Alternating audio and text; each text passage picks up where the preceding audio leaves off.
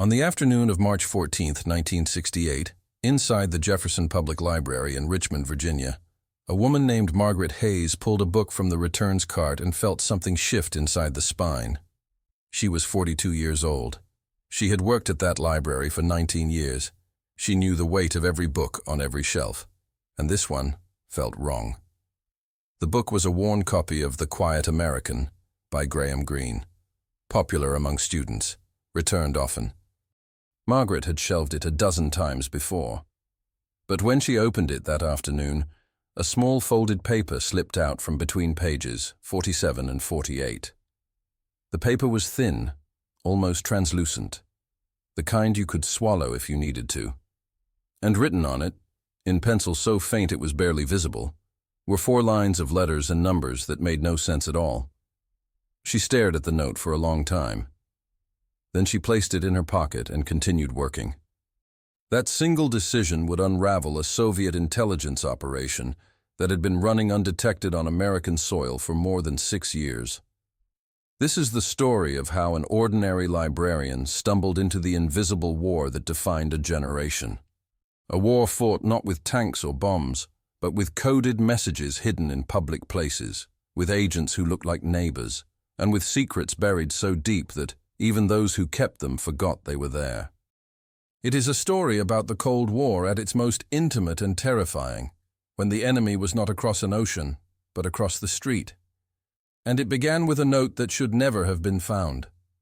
The world Margaret Hayes lived in was divided, not by walls or barbed wire, but by fear. In 1968, the United States and the Soviet Union had been locked in ideological combat for more than 2 decades.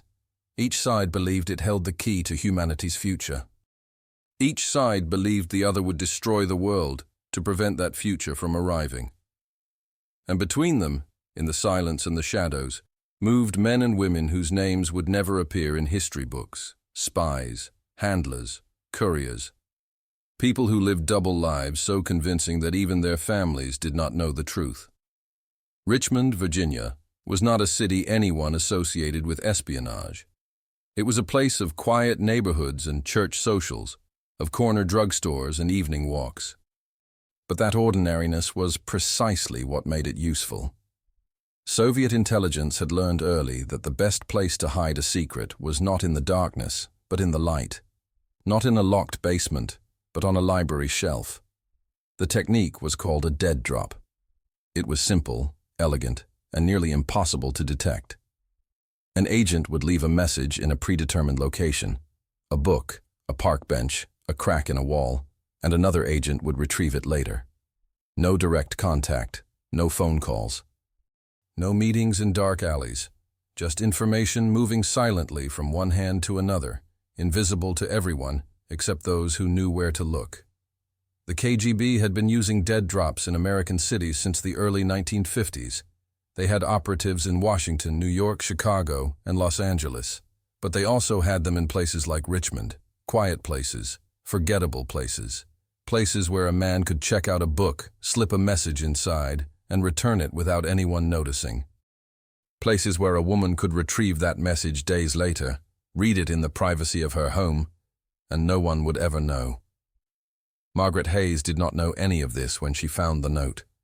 She only knew that something about it felt wrong. The handwriting was too careful, the letters and numbers too precise. She had seen plenty of notes in library books before, phone numbers, shopping lists, love letters, but none of them looked like this. None of them felt deliberate. She thought about throwing it away. She thought about ignoring it entirely. But something stopped her. Maybe it was curiosity. Maybe it was instinct. Or maybe it was the quiet, unshakable feeling that she had just touched something dangerous. Margaret was not a woman prone to drama. She had been born in Richmond in 1926, the daughter of a postal worker and a seamstress. She'd attended public schools, married young, and divorced quietly. She had no children, no close family. Her life was the library.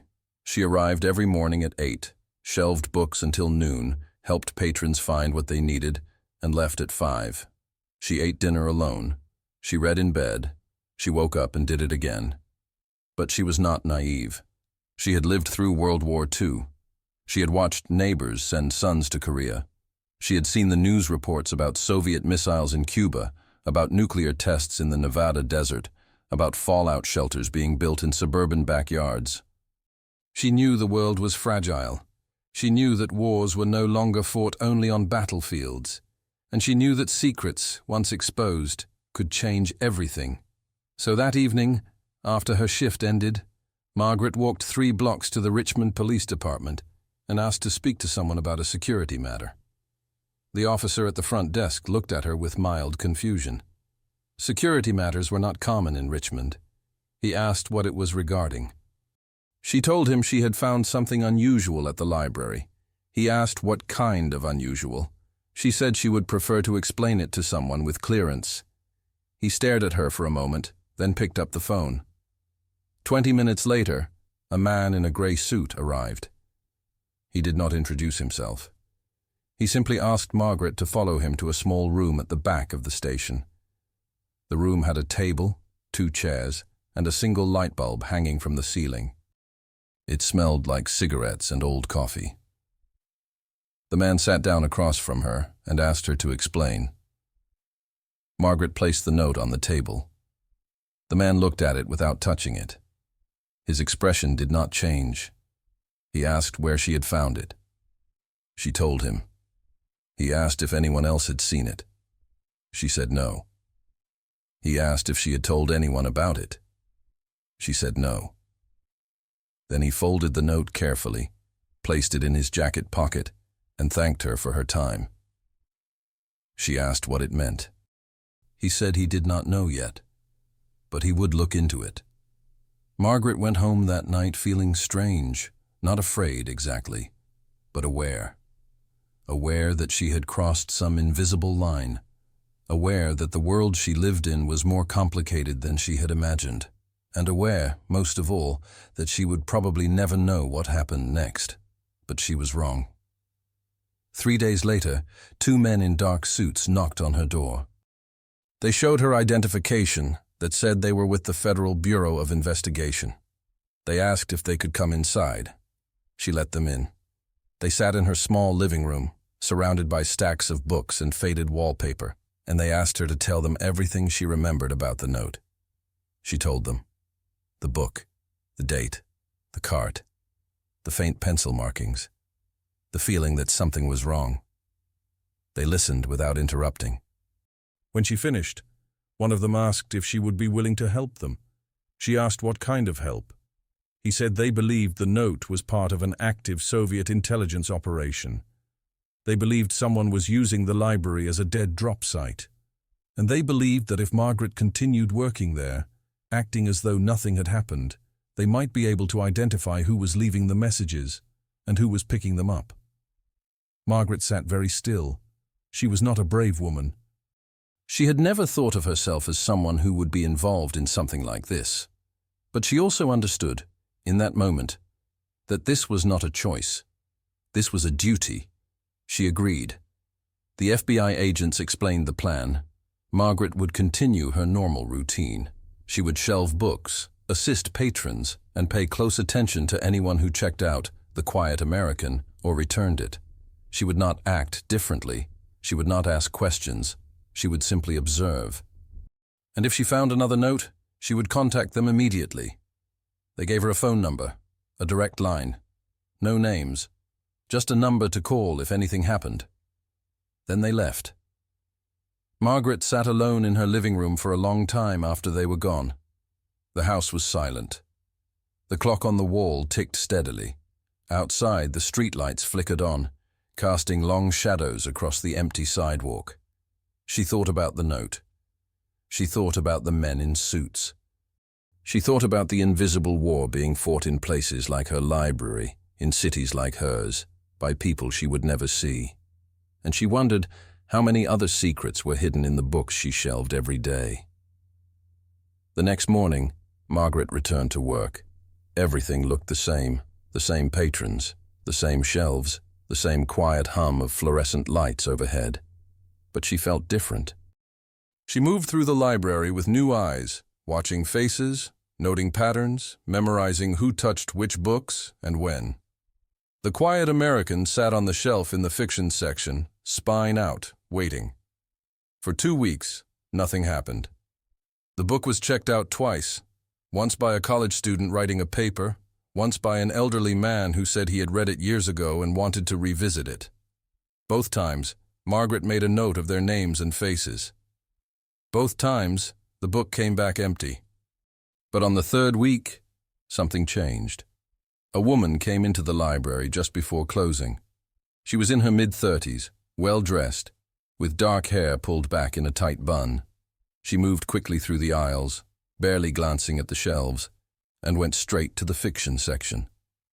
She pulled The Quiet American from the shelf, flipped through it briefly, then carried it to the checkout desk. Margaret processed the checkout. The woman's library card was clean. No overdue books. No fines. Her name was listed as Elena Rostova, address in the Fan District, occupation, translator. The woman thanked her and left. Margaret waited until the library was empty. Then she called the number the FBI had given her. 2 days later, Elena Rostova returned the book. Margaret was shelving returns when she saw it come through. She opened it carefully, turning each page with the kind of precision only a librarian possesses. And there, between pages 47 and 48, was another note. This time, the message was different. More letters, more numbers. But the handwriting was the same. Faint, deliberate, almost invisible. Margaret placed the book on the cart and walked to the staff room. She called the number. She told them what she had found. Within an hour, federal agents were inside the library. They worked quietly. No uniforms. No sirens. Just men in ordinary clothes moving through the stacks, taking photographs, dusting for fingerprints, examining the book under ultraviolet light. They found traces of a chemical compound used in invisible ink. They found partial fingerprints on the note itself, prints that would later match a KGB officer operating under diplomatic cover at the Soviet embassy in Washington. But the most important discovery came when they decrypted the message. The note contained instructions for a rendezvous, a meeting scheduled to take place in 2 weeks at a specific time and location. The details were vague, coordinates disguised as book references, times encoded in library catalog numbers, but the FBI's cryptanalysis team broke it within 48 hours. The rendezvous was set for April 9, 1968, at 3:17 p.m., near the statue of Robert E. Lee in Monroe Park. The FBI now had a choice. They could arrest Elena Rostova immediately and shut down the operation. Or they could wait, watch, and see who else was involved. They chose to wait. For the next 2 weeks, Margaret Hayes continued working at the library as though nothing had changed. She shelved books. She helped patrons. She smiled and nodded and moved through her days with the same quiet efficiency she always had. But every moment, she was watching. And every moment, she knew she was being watched. Federal agents set up surveillance around the library. They monitored Elena Rostova's apartment. They tracked her movements, her phone calls, her associations. They discovered she had entered the United States in 1963 on a student visa, claiming to be a refugee from East Germany. She had worked as a translator for several government contractors. She had no criminal record, no suspicious activity. On paper, she was exactly who she claimed to be. But the note told a different story. The morning of April 9th arrived cold and gray. Margaret woke early, dressed in her usual clothes, and walked to the library as she had done for 19 years. She did not know if she would see what happened next. The FBI had told her to stay away from Monroe Park. They had told her to continue her normal routine and let them handle the rest. But she could not stop thinking about it. About the woman with the dark hair. About the note hidden between pages. About the invisible machinery of espionage turning silently beneath the surface of her ordinary life. At 3:00 p.m., federal agents were positioned at every corner of Monroe Park. They sat on benches reading newspapers. They walked dogs along the paths. They stood near the statue of Robert E. Lee, pretending to admire the monument while watching everyone who came near. The park was not crowded. A few students, a mother with a stroller, an old man feeding pigeons. And at exactly 3:17 p.m., Elena Rostova appeared. She walked slowly, carrying a shopping bag from a local department store. She wore a blue coat and sunglasses despite the overcast sky. She did not look nervous. She did not look around. She simply walked to the base of the statue, set the shopping bag down beside a park bench, and sat. For 3 minutes, nothing happened. Then a man approached from the opposite side of the park. He was in his 50s, wearing a brown overcoat and a fedora pulled low over his eyes. He carried a folded newspaper under his arm. He walked past Elena without acknowledging her, sat on the same bench, and placed the newspaper beside the shopping bag. They did not speak. They did not look at each other. For anyone watching, they were strangers who happened to be sitting in the same place. But the FBI agents watching through binoculars saw what happened next. The man reached down, picked up the shopping bag, and stood. Elena picked up the newspaper. They walked in opposite directions. The entire exchange took less than 30 seconds. Federal agents moved in immediately. They arrested Elena Rostova 2 blocks from the park. They arrested the man, later identified as Viktor Petrov, a cultural attaché at the Soviet embassy, 3 blocks in the other direction. Both were taken into custody without resistance. Neither said a word. Inside the shopping bag, agents found a sealed envelope containing microfilm. The microfilm held photographs of classified documents related to American radar installations along the East Coast. The documents had been stolen from a defense contractor in Norfolk 6 months earlier. The FBI had been investigating the theft, but they had no leads, until now. Inside the newspaper, agents found cash, $5,000 in unmarked bills, payment for services rendered. The arrests were not made public. The FBI did not want the Soviets to know how much they had uncovered. Instead, Elena Rostova and Viktor Petrov were held in federal detention while investigators traced the network backward. They identified 3 other operatives. 2 were deported quietly. 1 was turned and began working as a double agent, feeding false information back to Moscow. The dead drop at the Jefferson Public Library was shut down.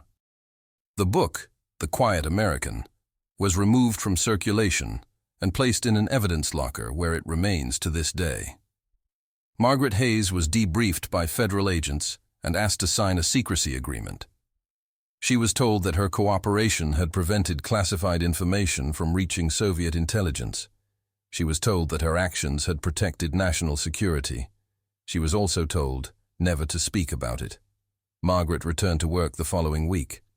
The library looked the same. The shelves were full.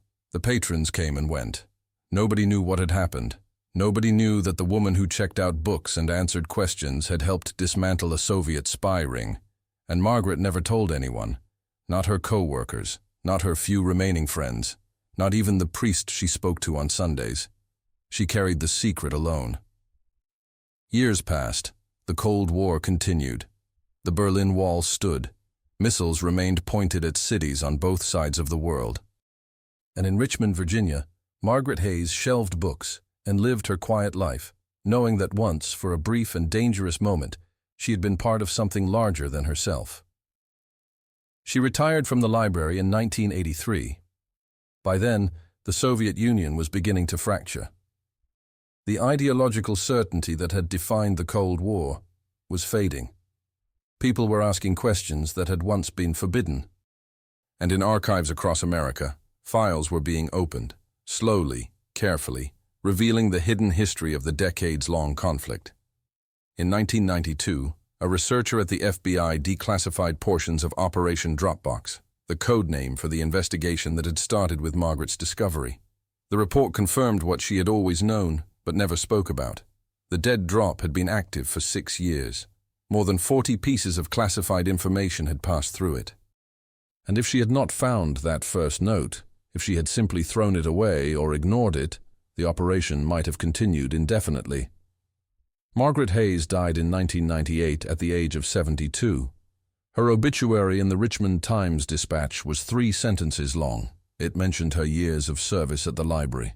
It mentioned her love of books. It did not mention the war she had fought in silence.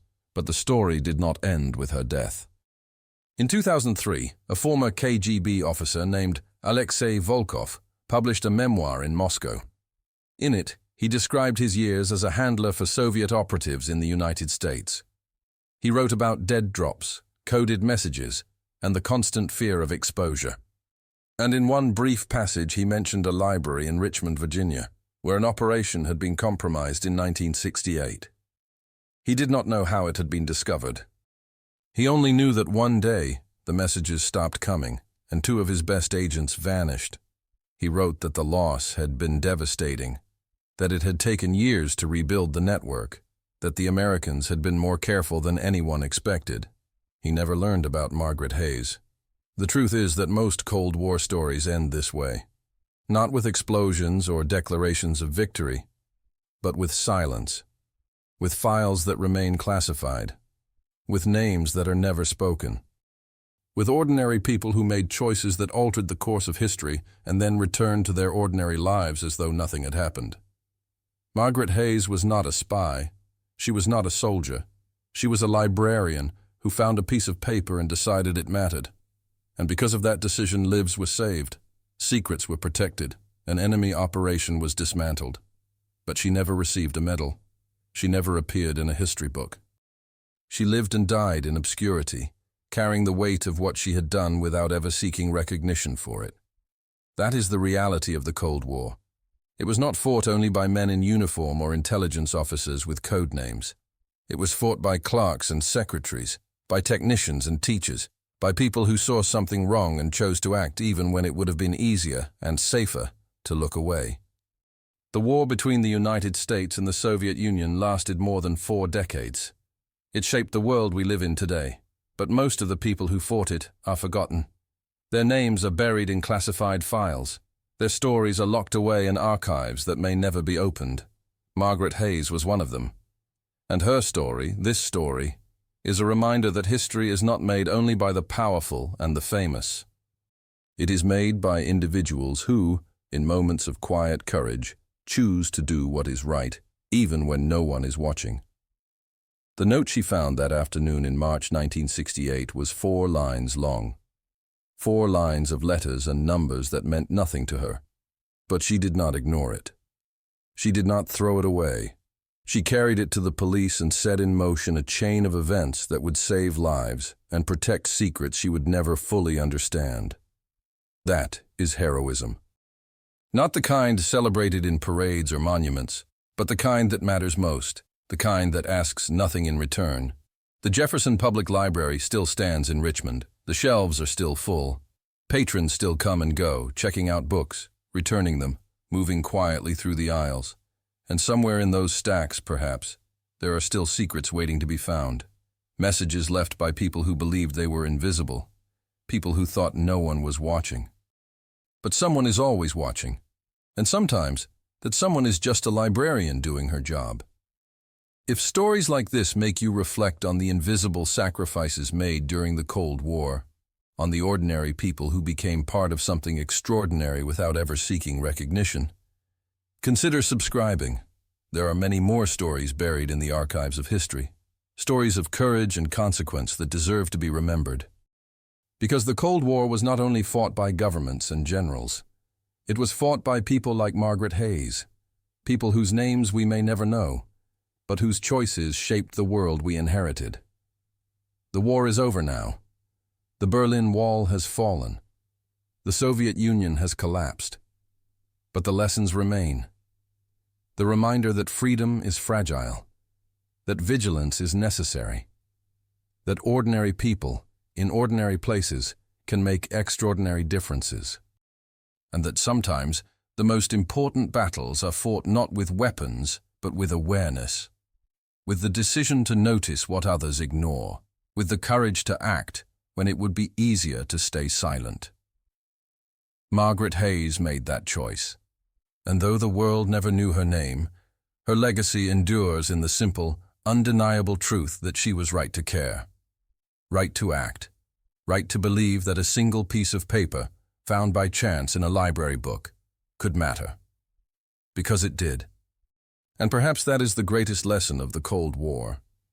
Not that power determines outcomes, but that individuals, quiet, unnoticed, unrewarded individuals, can change the course of history simply by refusing to look away. The file on Operation Dropbox remains classified. The identities of most involved are still protected. But the truth is there, waiting in government archives, a testament to the hidden war fought in the shadows of the 20th century. And somewhere in that file is the name Margaret Hayes, librarian, citizen, patriot, a woman who found a note and changed everything.